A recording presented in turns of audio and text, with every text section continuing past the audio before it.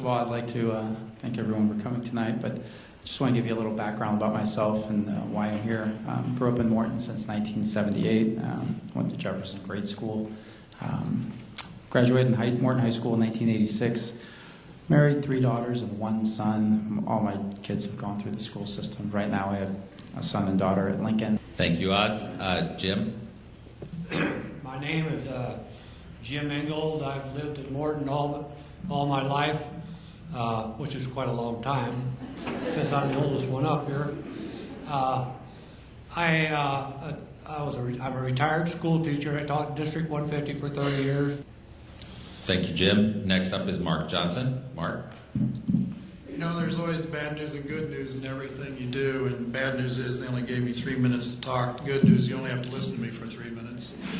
For those of you who don't know me, my name is Mark Johnson. I'm currently serving as a commissioner on the Morton Park District Board, and will be running for my 3rd term. Just a little bit about me. I've been a resident of Morton for 40 years. I married my wife Kim. I've raised 3 children here in Morton. And I've been in business in the Morton for 25 years and have served on various boards. Next up is Fred Remmer. Fred. Thanks, Link. I want to apologize from the get-go for my voice here, so if it goes out halfway through, I do offer my apologies. Like Mark and Jim, I'm a current board member on the Park Board and have been on the Park Board for the last 16 years. Got involved with the Park District pretty much when I was about 13 years old. I was one of those kids that was out there keeping score for all the softball games for both men and women. And 3rd generation Morton. I live here with my wife Kimberly. We have 2 children, 14 and 11, boy and girl. I would like to direct this next question to the group, and Jim Ingold, I will ask you to answer this first. What is the greatest challenge facing our Park District, and how would you propose to overcome that challenge? Jim Ingold? Well, right now, the biggest challenge, I can't see anything that we have on the immediate horizon that I would call a huge challenge. Like I said before, we have to identify, and people come to us what they need, and we have to say what we can do, and that's the way we've done it. We've grown slow, but over the years we have made changes and we've done things, and that's about what we've done. Possibly in the future, we will would like to have some more land for parks, but that we've discussed that or looked at it, but that would be one of the things down the road. Thank you, Jim. Mark Johnson? Well, I think, you know, as the community kind of starts to grow, we need to add to our programs and make sure our programs are current and updated. One thing that Jim did mention is the community kind of starts to grow. We also want to be balanced on parks also in the areas. That is, you know, something that's kind of crucial. The Park District always has a concern on in that area. Thank you. Fred Remmer? Well, the biggest challenge is, in addition to replacing, like I said, the employees, probably the biggest challenge is trying to satisfy the masses. You'll have a lot of people that'll try to push something through, and you've got to make sure as a commissioner, and not only the Park Board, but any board you serve on, that you're giving the greatest good for the greatest amount of people.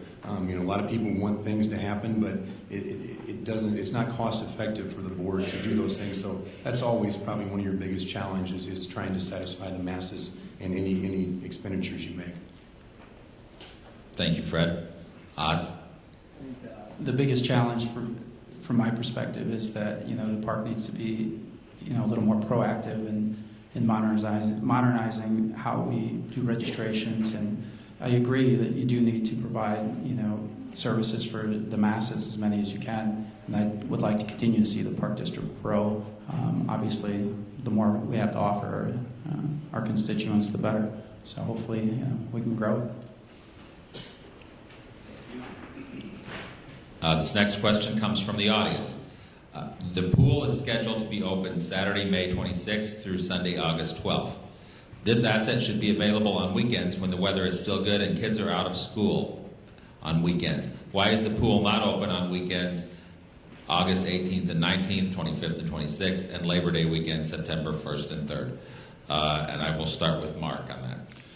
Yeah, that's interesting. We get kind of asked about that quite a bit. But you got to understand that that pool has to have lifeguards. And that's a little bit of our problems because some of them are in college. They've got to go back to college. These lifeguards are well trained. A lot of our lifeguards are athletes. So their sports are beginning to start back at high school. So our problem is trying to make that pool safe still and have the quality amount of lifeguards that we are required to have. And it's just kind of hard to staff it. So that's a little bit of a problem. Thank you, Mark. Fred? Same question? Same answer. It's well discussed. It's strictly a staffing issue as far as keeping the pool open any longer than when kids go back to school. And if we knew the numbers were going to be down and we could staff it accordingly, but we have no idea. If we have a certain number of lifeguards there and we have 700 kids show up, I mean, people don't realize that outdoor pool last year, 50,000 people came through those gates. I mean, there's a lot of people coming through those gates, and you have to staff it accordingly for the safety of everyone there. So it's definitely a staffing issue. Thank you, Fred. Oz, do you have anything to add? Yeah, my 9 and 11-year-old would definitely vote for having the pool open on the weekends, and whoever we have to hire to keep that pool open, I think that would be great, and definitely make our household a little happier, and I'm sure quite a few more households happy. At this time, I would like to invite Dr. Lindsay Hall to come up and say a few words about the sales tax for schools. My goal tonight is I'm not here to promote or not promote the sales tax. My presentation is informational in nature only, so that you can go to the polls on April 9th and make an informed decision. The county schools facility sales tax is an opportunity for voters to vote in a tax that would help fund schools for their needs in the areas of buildings and facilities. This law was passed in 2007 in Illinois, and individual counties can vote in the sales tax once the school boards in those counties pass a resolution to put the issue on the ballot when 51% of the students represented by those school boards in any county pass those resolutions. In late 2012 and early 2013, every school district in Tazewell County except one passed the resolution to give this issue to the voters so that it does appear on the ballot on April 9th. If the sales tax is voted in, then the money that's generated with the sales tax gets proportionately divided up among the school districts in Tazewell County, and again, the use of those funds is for issues related to buildings and facilities. There are 12 counties in Illinois that currently have the sales tax in place, and this referendum is on the ballot in 17 counties in Illinois on April 9th. I want to share with you exactly what the ballot question looks like, as it will appear on the ballot when you go to the polls on April 9th.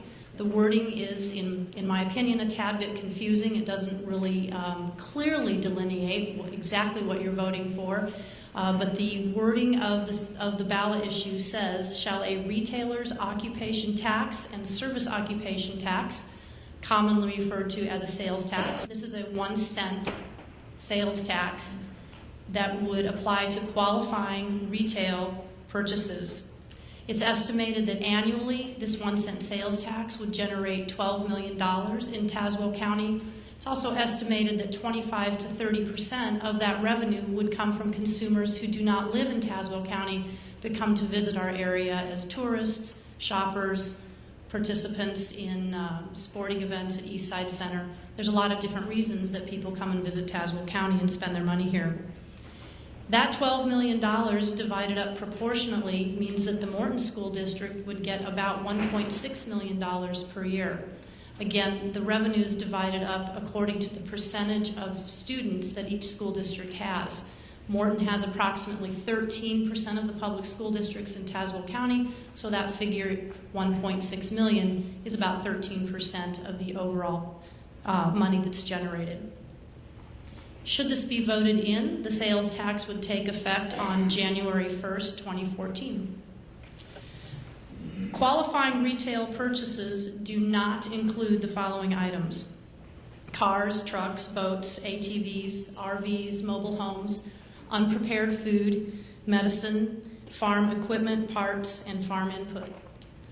A key thing to remember about the sales tax is that if it is not currently taxed, it will not be taxed if the sales tax is voted in. There's a very specific use for the sales tax that school boards can allocate that revenue toward. This is a list of the things that the sales tax can be used on by local school districts. New facilities, additions and renovations, the purchase of land, ongoing maintenance, architectural planning, durable equipment, fire prevention and life safety, disabled access and security, energy efficiency, parking lots, demolition, roof repairs, and also reducing property taxes that have been levied to pay bonds that have been issued for capital purposes. The county schools facility sales tax cannot be spent on direct instructional costs, textbooks, buses, detached furniture and fixtures, computers, movable equipment, operating costs, and salaries and overhead. Every school district in Tazewell County is going to have a different need for this money should the sales tax be voted in. So every individual school district is going to have their own story to tell, and I wanted to just take a few minutes to talk a little bit about what Morton 709 would utilize the money for should the sales tax be passed on April 9th. The Board of Education has indicated that the passage of the facility sales tax will eliminate the need for short-term working cash bonds, which are repaid through increased real estate taxes. We will be able to pay off these working cash bonds in 2014 and will no longer need to levy the 11 cents that's currently levied in the bond and interest fund. We will be able to lower the tax rate by 11 cents, which is about $37 for every $100,000 of home value. So for a $200,000 home, this is a reduction in the property tax bill of about $74. Now these figures are based on the 2012 levy and will change slightly over the future as we move ahead, but these are our estimates at this time. We have also created a very long and comprehensive list of maintenance and capital improvement needs in the school district, and the sales tax revenue would help greatly in completing those projects. It would also offset the use of property taxes to complete these projects. One of the biggest projects on the list is the complete replacement of the heating system here at Morton High School. We will be proceeding ahead, and we are proceeding ahead with that project because it needs to be completed. But again, the sales tax revenue would offset the use of property tax revenue in completing all of these projects, some of which include improvements in safety and security in all of our schools. And finally, the revenue from the sales tax. Sorry, I got behind one slide there.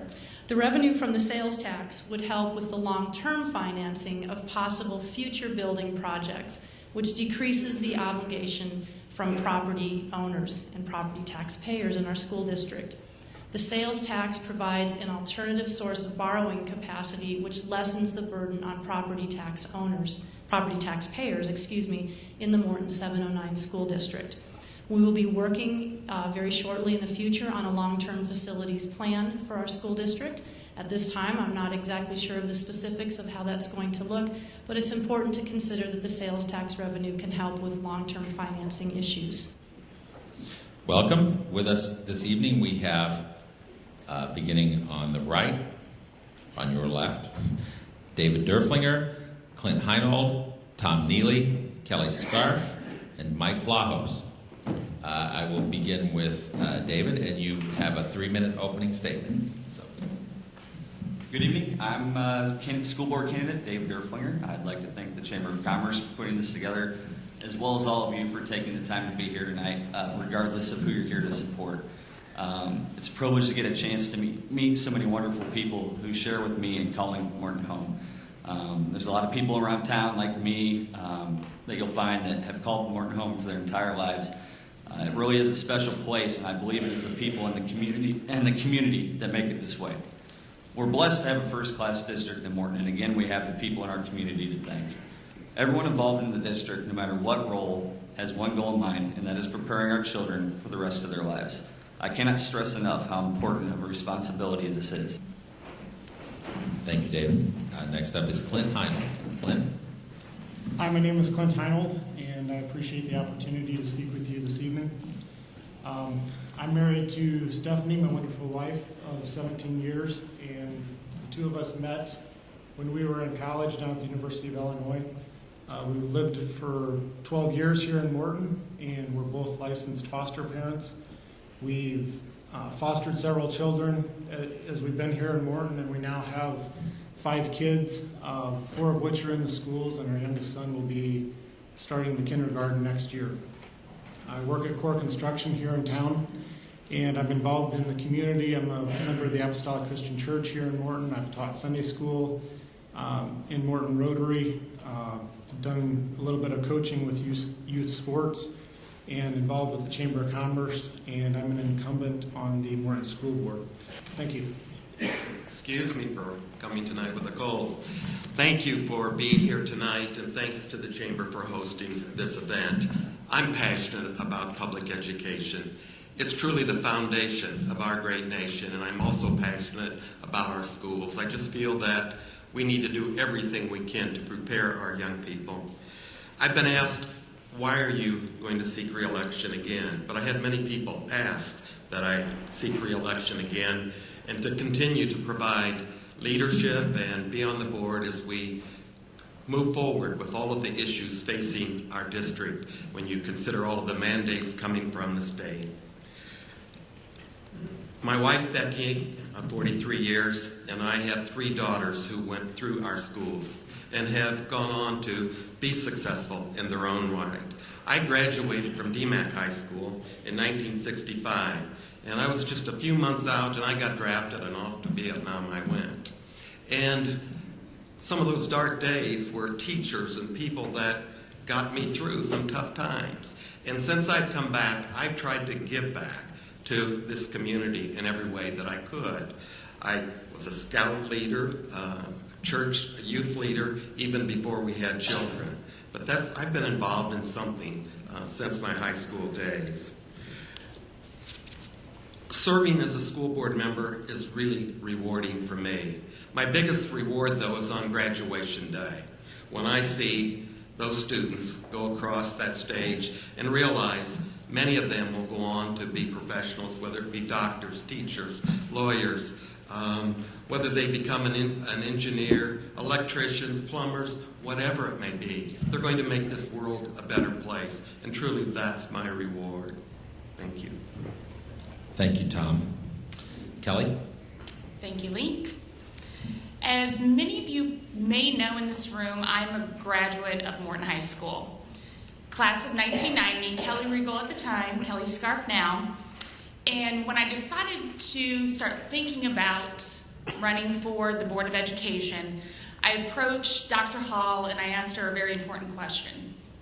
If I'm going to run for this position, will anyone have access to my high school academic files? And when she assured me that those files would be private, it took a little weight off my shoulders. Some of you will know why, but in all seriousness, and it kind of feels scary to say this, it doesn't feel like that long ago that I was a student walking down those hallways right outside these doors. And some of you may or may not know that I'm an artist at heart, and the first drawing pencil that I picked up was at the junior high across the street. This district has shaped me into the person that I am today. This district is now shaping my 2 children into the adults they're going to be in the future. Hey, buddy. Those 2 reasons alone give me the passion to want to run for the Board of Education. But there's more than that. I'd like to really share a thought with you guys. The majority, if not everyone in this room, has had a profound contribution to District 709. Our property taxes fund approximately 85% of the district's annual $30 million budget. That means, in a sense, that everyone in this room is an owner of the district. And I firmly believe that we need strong, good stewards on the Board of Education to care for, but to grow that investment. We need people who will support Dr. Hall and her administration while engaging in open, two-way conversation with the community to develop the vision for our future of our district. We need people who understand that we cannot rely on the past successes of Morton districts. We have got to work and grow that district and make it better for our future. We also need people that understand that we do have a great district. We have an outstanding district that I'm proud of. But with hard work, fiscal responsibility, community engagement, and forward planning, that we could have a better district. We could have a more successful district. And that is something that's very important to me. I feel like I am that person for the Board of Education. I sit here with you tonight, and I humbly ask for your vote. Thank you very much. Thank you, Kelly. Next up is Mike Flowers. Mike? Hello. Thank you for taking time out of your night to come and listen to all of us speak tonight. I'm glad to know that Clint has only been in town for 12 years, as I felt I was left out, I moved here about 14 years ago with my wife, Courtney. We have two sons right now. They both attend Jefferson School. One's in 6th grade and one's in 3rd grade. And being part of the Jefferson community has been a fantastic experience for our family. I actually blame Kelly for me sitting here tonight. Last summer, she called and was looking for me to participate as a committee member on the 709 Connect committee. And when I found out what the 709 Connect was trying to do, I was very excited about that opportunity. The 709 Connect was taking the school board, and they were actually going to try and share information with the community about the state of our school district. And I thought that was a fantastic idea. But even more importantly, I thought what was the best part about it was they were trying to engage the community and find out what the community wanted in their schools. That was a fantastic experience for me. After that was over in November last year, I was inspired to learn a little bit more about our schools. And what I found out was awesome. We didn't just have good schools in Morton, we had great schools in Morton. I mean, our school district is rated in the top 10% of all the school districts in Illinois. And that's a huge achievement, which really is a testament to how well our school board has done in the past. They have done a good job of maintaining the status quo in Morton schools over the past several years. And the status quo has been exceptional, right? We've got great proficiency in all the areas of our academics. But what I want to know is, how do we go from great, that we are right now today, to exceptional in the future? And I think the only way you can go from great to exceptional is to have a long-term vision or plan. Thank you, Mike. Our first question is, what is the greatest challenge facing our school district, and how would you overcome that challenge? And I will start with Clint. That's a good question. I think, your first reaction might be school funding, because it seems like that's always a challenge, and you never know what the state's throwing at us. But actually, our school district is in great shape financially, and I think our biggest challenge right now, a lot of people in the community don't realize, but our entire curriculum is being revamped through the Common Core state standards. This is something that is being imposed on us, and I think our biggest challenge in our school district is really making sure that that's adapted and fits what our values are and the way we want our school district to run and work. Thank you, Clint. Tom? I think our next biggest challenge is planning for the future. Our first step after the last referendum was to do what all good school boards do, and that is to engage the community, and that was the 709 Connect. We need to address our curriculum, technology, facilities, all of those things, and still stay fiscally responsible. Even though we have funds today with all of the state mandates, we don't have unlimited coffers. So I think it's going to take a wise school board to meet those challenges. Thank you, Tom. Kelly? I would say our biggest challenge is the state of Illinois itself. Less funding, more non-funded mandates. If you don't know what a non-funded mandate is, they want you to do things that cost money, but they're not going to give you any money to do it. That becomes an issue for us as a district. I think obviously keeping with the theme of fiscal responsibility, that has always been important to Morton and should stay that way, but also we have to be creative in our thinking and how we're going to deal with those mandates without the money behind them. Thank you, Kelly. Mike? I have to go right back to the lack of an established plan. We haven't had a long-term plan. We don't know where we want our schools to be 5 or 10 years from now. Without a plan, you don't know the steps you have to take. You don't know what you're going to need to spend your money on and what you're going to need to how to develop your curriculum in the future. We expect our kids to have an academic plan. It starts in kindergarten and goes through 12th grade. Even in high school, it starts and you have a 4-year academic plan. And I think that we need to have a plan for our district so that we enable the future of our children. Thank you, Mike. David? I think it's all a challenge, and maybe the hardest challenge recently has been engaging and connecting with the community. So maybe that's something we should work on. And if we can do that real well, I think we're prepared to handle any challenge. Thank you, Clint. This next one we'll start with Kelly.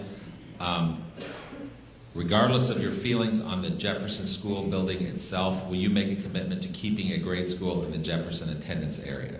Kelly. I personally think, having grown up in Morton, that neighborhood schools are very important.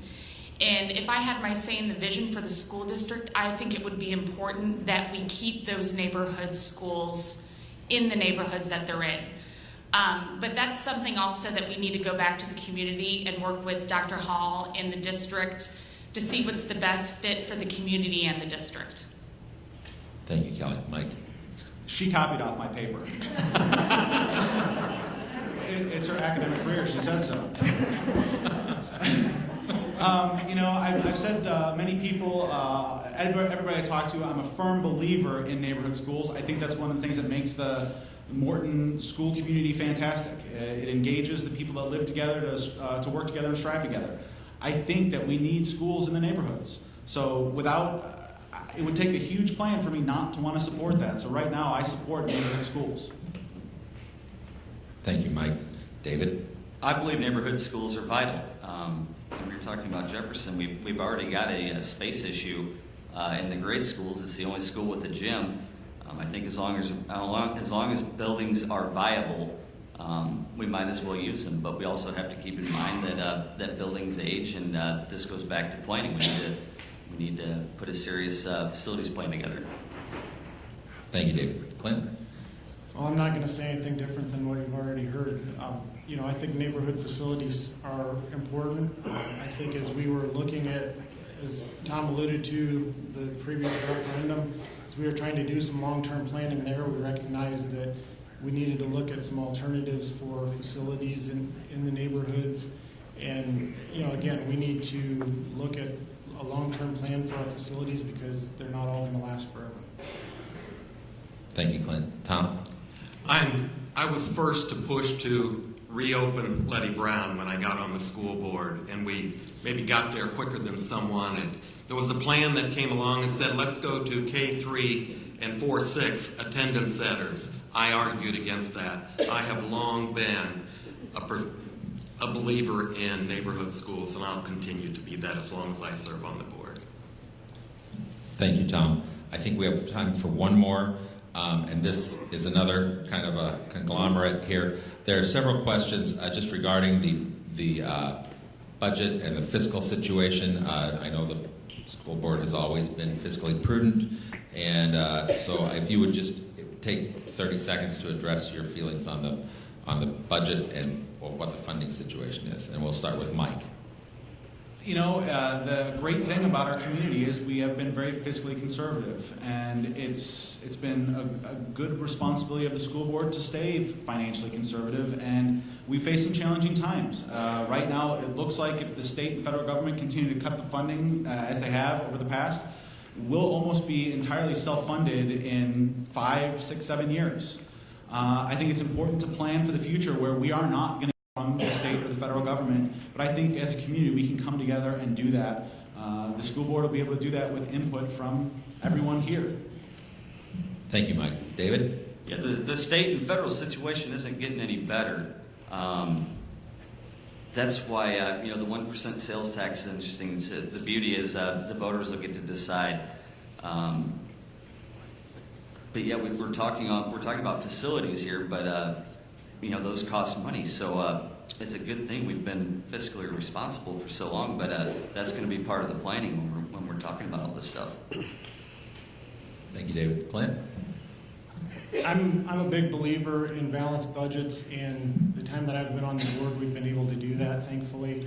I think the fact that we have healthy fund balances in our school is a testament to the fact that not only are we fiscally conservative, but we don't spend money just because it's there. I think we've so far been very prudent with tax dollars, and I would intend to continue to do that. Thank you, Clint. Tom? In Tuesday's Peoria Journal-Star, it said 66% of the schools in the state of Illinois are deficit spending. This board has said we don't want to do that. When you look at all of the state mandates that come out at 68 unfunded, it really gives us a challenge. Our legislators, as they met, there's 6,000 bills before the legislator right now. I can't imagine the mandates we're going to be faced with, and they all cost money. So we are going to have to continue to address our needs at the same time of providing a quality education to the students and solving those budget issues that we will be faced with at some point in time. Thank you, Tom. Kelly? Of course, fiscal responsibility, as Morton has always done, but also to mirror Mike, the fact that if we look 5 years from now, I mean, we're getting 8% from the state of Illinois, which is nothing.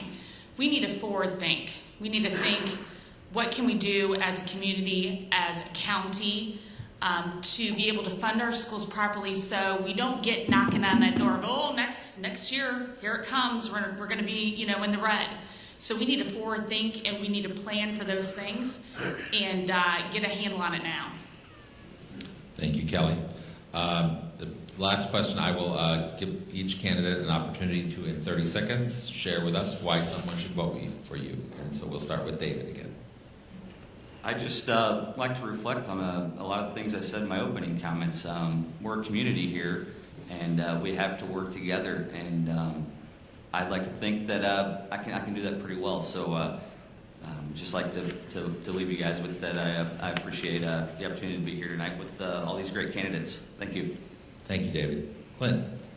I also alluded to what I feel are some of the positive position points of my candidacy at the beginning. I would just say that, again, I feel like the experience that I've had and what I've demonstrated in the time that I've been on the board is a testament to what I will continue to do. I'm thankful for the opportunity to serve. I'm excited that there's this many people running for the school board. I'm thankful to all of my, I guess you'd call them competitors, that they're willing to run because, our schools are a great asset to our community. They're really a blessing, and I expect everybody to continue that going forward. Thank you, Clint. Tom? It's been an honor for me to serve on the school board and to see our schools continue to get better each year. And I just want to be able to continue to be a part of such a great organization, to hire great people, to have great students trying hard, and I want to be able to look at the 21st century learners and be sure that I played a part in helping continue to make our schools great so that our nation can be great. Thank you, Tom. Kelly? When I think about this, I think about who I'd want to vote for. And I want to vote for somebody who's going to trust their superintendent but not be afraid to question her. I would want somebody who's going to want to strive for better and more for this district, but have a firm understanding and respect for what the community really wants. I also would want to vote for a person who works from a place of educated and informed decisions, not from a place of fear. And when I think about that, I think that's who I am. So that's why I'd like for all of you to vote for me. Please. Thank you. Thank you, Kelly. Mike? I'm going to sound a little bit like a broken record here, but I think that the one thing I really want to see out of our school board in the future, hopefully if I'm part of it, is to develop that plan so that we know how to deal with the declining funding and deal with the needs of the community. And I look forward to the opportunity, if given the chance, to listen to the input from the community and figure out what we need for the successful future of our community and schools. Good evening, everyone. My name's Maria Abel. I'm a longtime fellow Mortonite. My heritage dates back to the 1930s here. I've owned and operated Nails Galore for 20 years here in Morton. I'm a member of the National Association of Women Business Owners, the Illinois State Rifle Association, and the NRA. I'm committed to staying involved and current with the activities of our local as well as our state government. I believe that creating an environment where members of the community feel comfortable in voicing their concerns, opinions, objections are paramount to effective community representation. In fact, it has been my privilege to be chosen by fellow Mortonites on several occasions to voice their concerns, interests to the members of the village. These opportunities to represent and become more deeply involved in the affairs of our community has led me to run for village trustee. I have come to realize that we can be much more effective as a community if we hold true to the values that represent Morton. That is, we are a village that values family. Thank you, Maria. Sam? Thank you. Good evening. I'm Sam Hare. I'm running for the Village Board, the 2-year term. First, I want to take the opportunity to thank the Morton Chamber of Commerce and its volunteers for making this evening possible. It's a great thing to allow the community to get to know the candidates who are running for public office. I do want to take a little bit of time to tell you about myself. I am a proud product of the Morton Public School System and a graduate of the Morton High School. From there, I went on to Washington University in St. Louis, where I earned my degree in economics and history. Thank you, Sam. First question, we'll go back to you, Sam, and it's, what is the greatest challenge facing our village, and how would you overcome that challenge? I think one of the biggest challenges that we're facing right now is actually one of our biggest opportunities, and that is the plaza. As I see it right now, this is an incredible opportunity to bring the village together, to make sure that a memorial is built in place for our veterans, and a great place for families to come together and to spend time together. And it has a potential of being a great changer for the downtown. Thank you, Sam. Maria? The challenges that are facing Morton right now is police, fire, and rescue, infrastructure, business retention, and development. Once the election's over and us trustees get appointed by the mayor of responsibility, therefore we will meet with those department heads and then go forward on what needs to be dealt with. Thank you. The next question goes to Maria first. What role do you think our village should play in economic, community, and tourism development? An open-minded approach.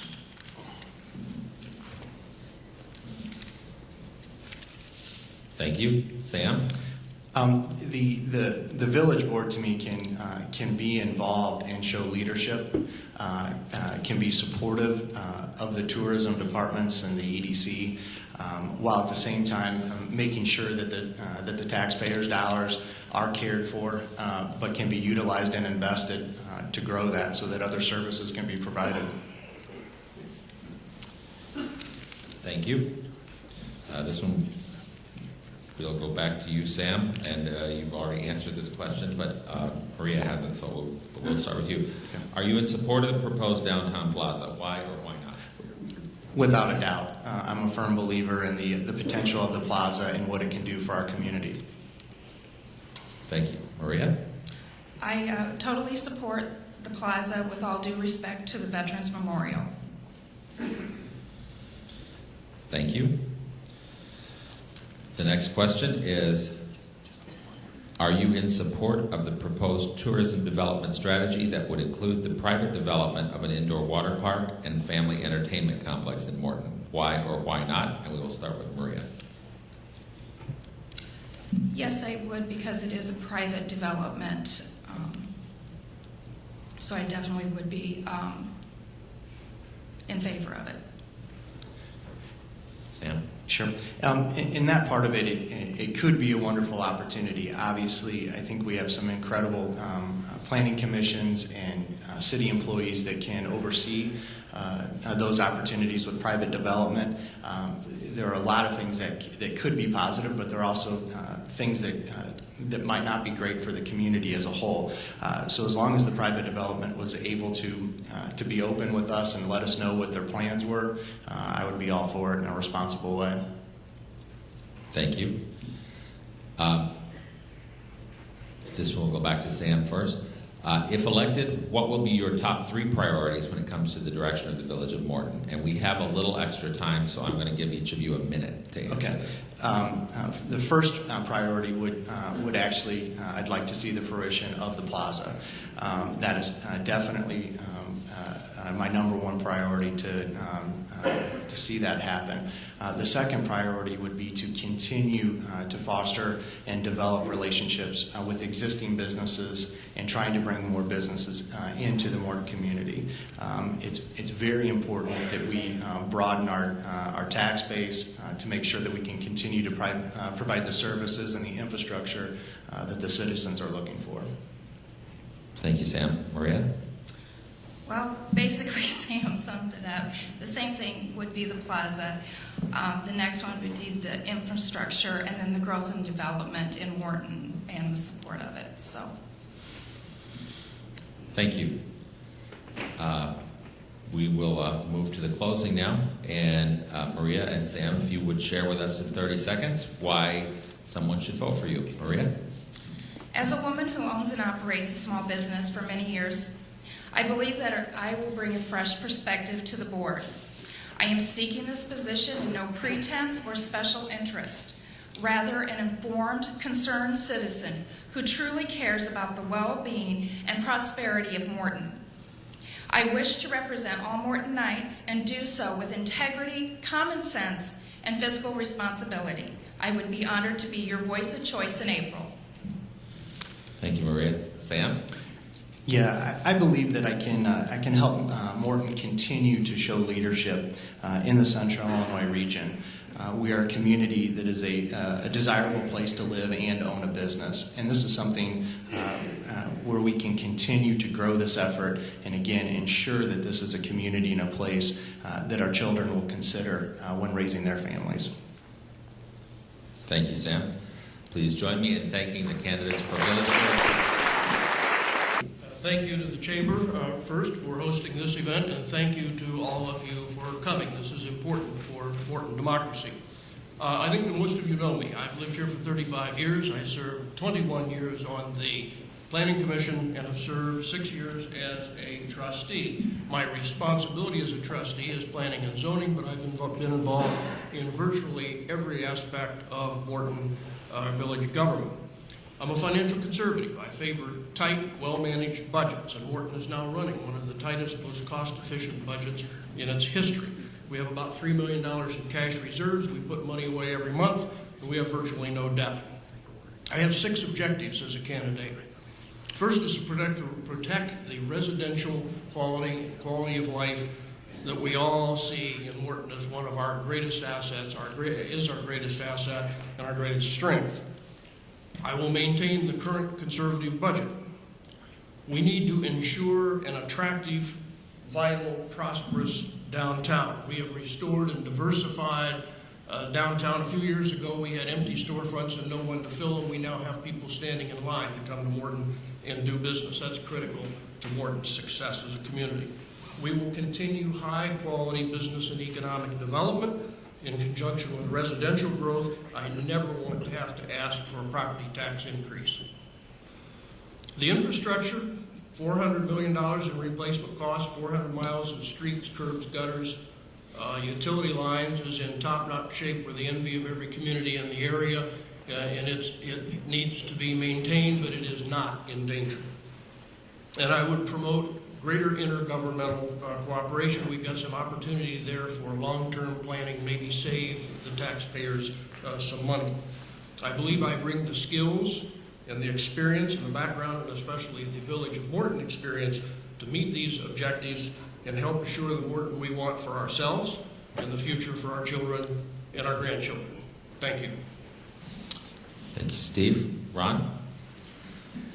I used to be general manager of the Holland, Michigan Board of Public Works. It's a city of about 33,000 people, largely a tourist center. We had water and we had waste. We even had our own little electric plant. We were completely independent. The thing I was most proud about that city was that we had a AAA bond rating because we never built anything that we couldn't afford.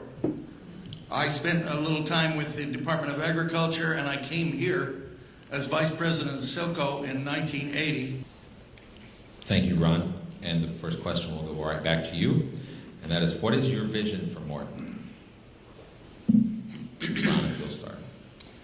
The state of Illinois has enough resources to be its own country, and yet it's been trashed. It has a worse economy than Greece.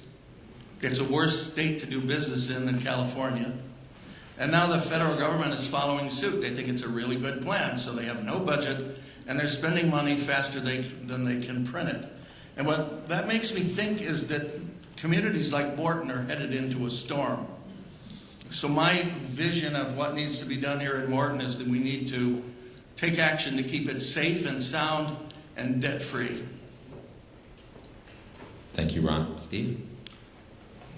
The Morton of the future will look a lot like it does, now. We have sufficient investment in place and sufficient cash reserves to contend with near-term issues and the qualities that make us who we are. The quality of housing, the safe neighborhoods, the strengths of the community, I expect to endure even with the population will be a few thousand larger, 18,000 in 10 years. Thank you. The next question is, what specific goals would you have for your administration, and what strategies would be needed to carry out these goals? Steve, we'll start with you. Two specific goals. One is the execution of the downtown development plan, which would include the plaza. There are some economic issues there that are being scrutinized. We have to do that in a way that is manageable from a revenue standpoint, and fund them from good sources, and then to continue with economic development in general so that we keep up with, we can execute the needs of the comprehensive plan. Thank you. Ron? Well, I think we need to keep the community safe, and you keep the community safe by having the best equipped and best trained police force in the Midwest. You keep the community sound by making sure we keep the infrastructure that we've got. And I can tell you, I know something about this, we really have a good infrastructure, and we need to make sure we keep it that way. And you keep us debt-free by not building things you can't afford or starting projects you can't finish. The next question is, what role do you think our village should play in economic, community, and tourism development? And we'll start back with Ron again. I think the government has an important role in economic development, and that role is to make sure that they have created a community with a climate that attracts business. Not too many regulations, helpful staff, good workforce, good schools. What I don't think local government should have is a will of their own. I don't think they should have their own agenda. I think they should be doing what the people want done. The next question is, are you in support of the proposed downtown plaza? Why or why not? And we will start back with you, Ron. Me? Yes. When I heard about the green space, I was pretty excited. I sort of envisioned myself sitting there eating my Dairy Queen, watching people go by. But then I heard $1.5 million, $2 million, $2.5 million. Do I hear $3? There is no evidence that a plaza downtown is going to bring any business to town until. So I'm not in favor of it this time. Thank you, Ron. Steve? I championed the plaza initially. It is an asset for the community. The documentation is plentiful that it is a benefit to downtown business, and that it has been voted for by 1,200 families or so in Morton who've made their wishes known and who have itemized or voted for the features in the plaza. there is a cost issue, and that is currently being scrutinized, and no one on the village board is going to write a blank check for the plaza. So we will know what it's going to cost and what the long-term implication is before it's approved. Thank you. Are you in support of the proposed tourism development strategy that would include the private development of an indoor water park and family entertainment complex in Morton? Why or why not? And we'll go back to Steve to start. The water park idea was proposed by some citizens who were interested in that kind of an amenity for the community, and a study was done, an appropriate use of the tourist funds to determine whether or not that's economically feasible. The results were surprisingly good, but any initiative for a water park is going to be a private enterprise initiative, and if that comes to pass, then we will work with that enterprise just as we do with all other business entrants into the community. Thank you, Steve. Ron? I would like to go on record as that I will give Steve $10 for that bottle of water.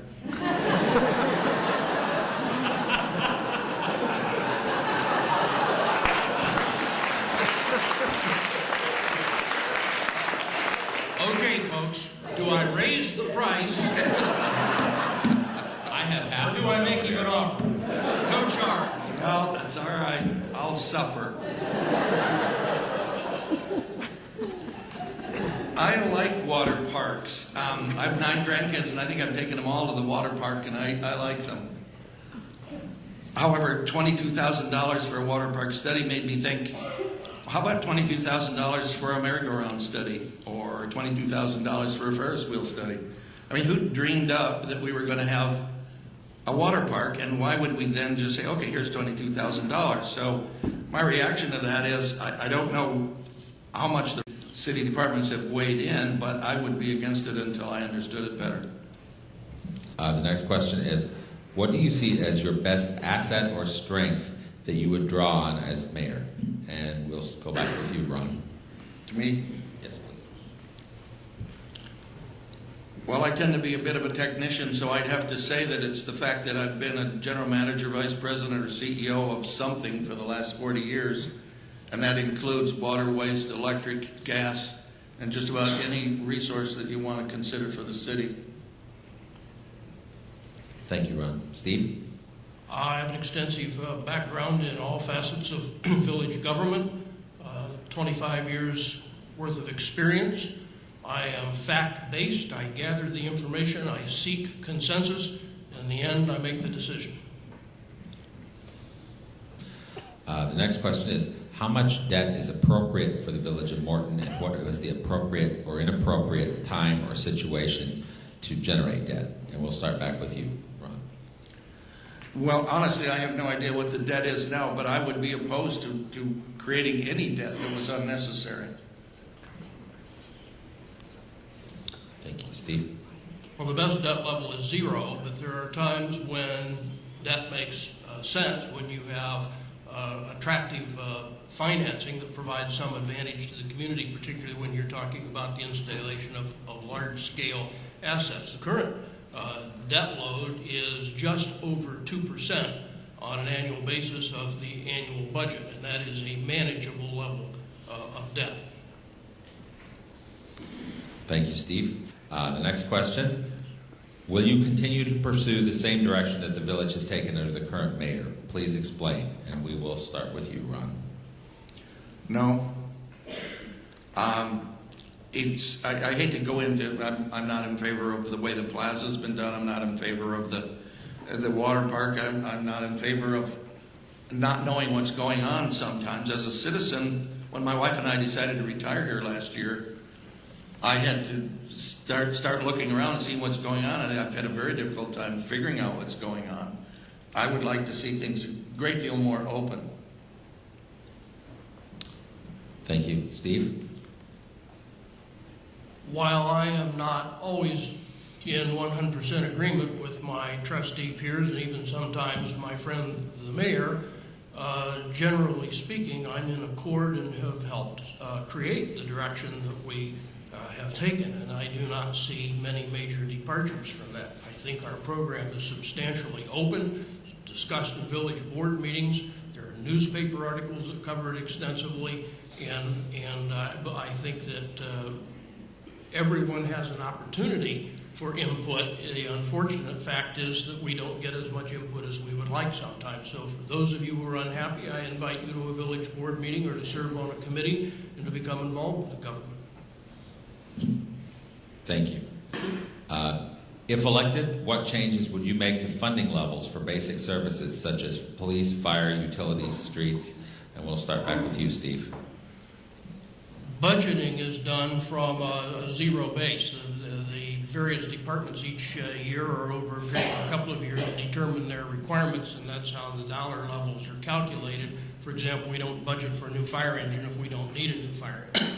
So the focus would continue to be on what is required to run the various departments and conduct public works, and the remainder, to the extent there is any, goes to cash reserves.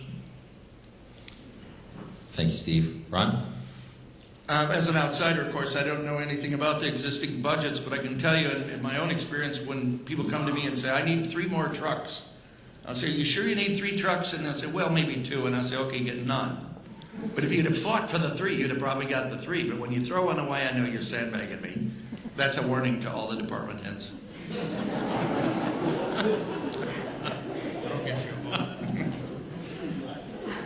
Okay. With funding falling short for the downtown plaza, what changes would you make to the plan for constructing or funding the plaza? And we'll go back to you, Ron. I like grass. Maybe a sidewalk, a few trees, a couple of park benches. I'm not making any reference to the Veterans Memorial. That's a separate issue. But I would like enough open space down there where we can pitch a tent and have a variety of different activities downtown. Thank you. Steve? So the plaza will have grass, and it will have benches, and it will have some open space, and it may even have room to pitch a tent. The funding is an issue. It has risen a little bit, but there's an assumption that that's 100% funded by the village. If you look at 5 Points in Washington, for example, there's very clear evidence of other means of funding. There is a private funding opportunity which we are pursuing. There is the potential for grants, and any tax money that would be devoted to the plaza would be from the business district tax and not from your property taxes. Thank you. Okay. What issues will you address that sets you apart from your competitor, and why do you deserve my vote? And we'll start with you, Ron. I've lived here 32 years. I care a lot about the village. My wife and I, looking at Florida, we decided, no, we're going to retire here. I'll represent the will of the people. I have no agenda of my own. I'll explain what we're doing and, more importantly, why we're doing it. I'll oppose any unnecessary spending, and if you want to check my voting record at the county, you can. And I'll strive to keep us safe and sound and debt-free. Thank you, Ron. Steve? I think I bring a record of voting and decision-making that ties to a path that all of you should recognize: measured quality growth, focus on residential quality, sufficient restraints on spending and tax control, responsible, fair budgets, and open communications. I think that the path we're on, if you like that, that's differentiation for me. Thank you. And I will now move to the closing, and we'll ask you, as we did before, to just share with us why someone should vote for you. Steve? 35 years ago, my wife and I made Morton our choice because it was an excellent place to raise and educate our children, offered high standards, high quality of life, safe, reliable community. It's still our choice. We need to preserve and protect those qualities while assuring Morton has the building blocks in place for the future, for the government we need, for the infrastructure that we need, for the growth that we need, for the business that we need. And as mayor, that will be my objective. You can help. Please vote for me on April 9th. Thank you, Steve. Ron? Well, I kind of have to repeat myself with this, and that is I've lived here a bit with my wife, and we really like the village. I want to represent the people. I'd like to find ways to get more information from the people about what they really want.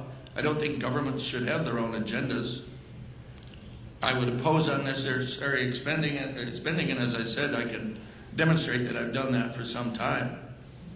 And I would strive to keep the place safe and sound and debt-free. It's not going to be that easy.